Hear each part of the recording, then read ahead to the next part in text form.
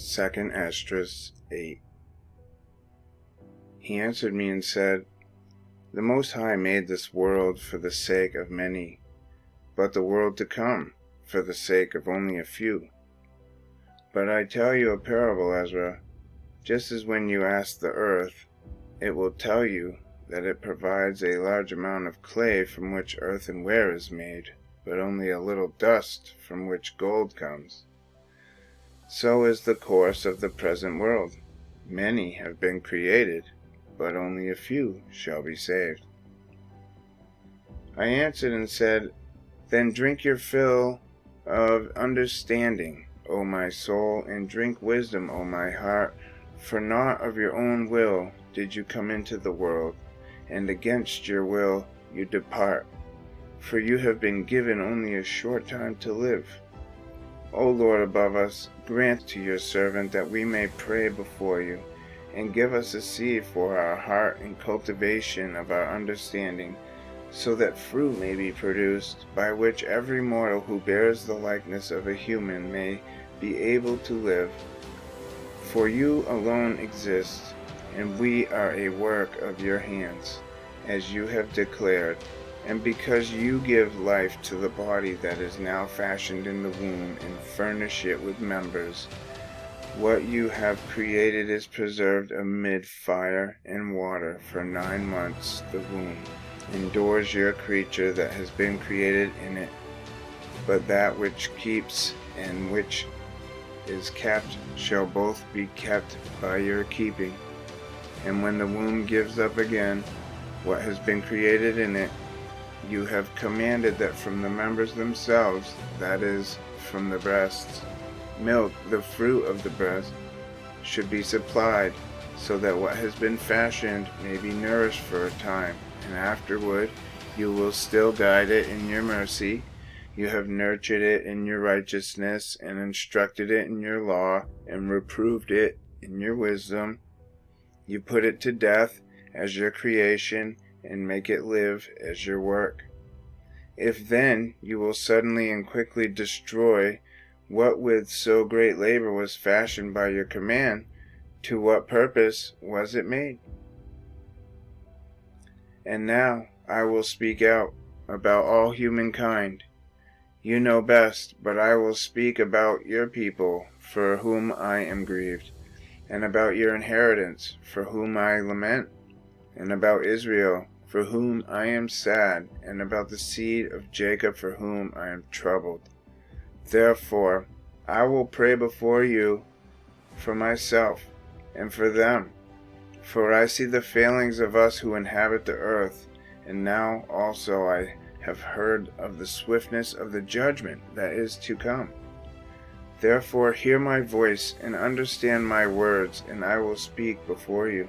The beginning of the words of Ezra's prayer, before he was taken up, he said, O Lord, you who inhabit eternity, whose eyes are exalted, and whose upper chambers are in the air, whose throne is beyond measure, and whose glory is beyond comprehension, before whom the hosts of angels stand, trembling, and at whose command they are changed to wind and fire, whose word is sure, and whose utterances are certain, whose command is strong, and whose ordinance is terrible, whose look dries up the depths, and whose indignation makes the mountains melt away, and whose truth is established forever. Hear, O Lord, the prayer of your servant, and give ear to the petition of your creature. Attend to my words. For as long as I live, I will speak, and as long as I have understanding, I will answer. O do not look on the sins of your people, but on those who serve you in truth. Do not take note of the endeavors of those who act wickedly, but of the endeavors of those who have kept your covenant amid afflictions. Do not think of those who have lived wickedly in your sight, but remember those who have willingly acknowledged that you are to be feared. Do not will the destruction of those who have the ways of cattle, but regard those who have gloriously taught your law. Do not be angry with those who are deemed worse than wild animals, but love those who have always put their trust in your glory. For we and our ancestors have passed our lives in ways that bring death, but it is because of us sinners that you are called merciful. For if you have desired to have pity on us, who have no works of righteousness, then you will be called merciful.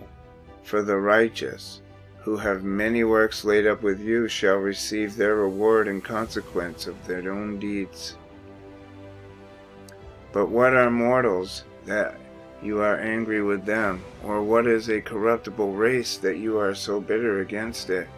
For in truth there is no one among those who have been born who has not acted wickedly. Among those who have existed there is no one who has not done wrong. For in this, O Lord, your righteousness and goodness will be declared, when you are merciful to those who have no store of good works. He answered me and said, Some things you have spoken rightly, and it will turn out accordingly to your words. For indeed, I will not concern myself about the fashioning of those who have sinned, or about their death, their judgment, or their destruction. But I will rejoice over the creation of the righteous, over their pilgrimage also, and their salvation, and their receiving their reward. As I have spoken, therefore, so shall it be. For just as the farmer sows many seeds in the grounds and plants a multitude of seedlings, and yet not all that have been sown will come up in the due season, and not all that were planted will take root, so also those who have been sown in the world will not all be saved.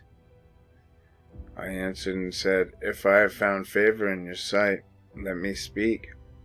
If the farmer's seed does not come up because it has not received your rain in due season, or if it has been ruined by too much rain, it perishes. But people who have been formed by your hands, and are called your own image, because they are made like you, and for whose sake you have formed all things, have you also made them like the farmer's seed? Surely not, O Lord above, but spare your people, and have mercy on your inheritance, for you have mercy on your own creation. He answered me and said, Things that are present are for those who live now, and things that are future are for those who will live hereafter. For you come far short of being able to love my creation more than I love it. But you have often compared yourself to the unrighteous. Never do so.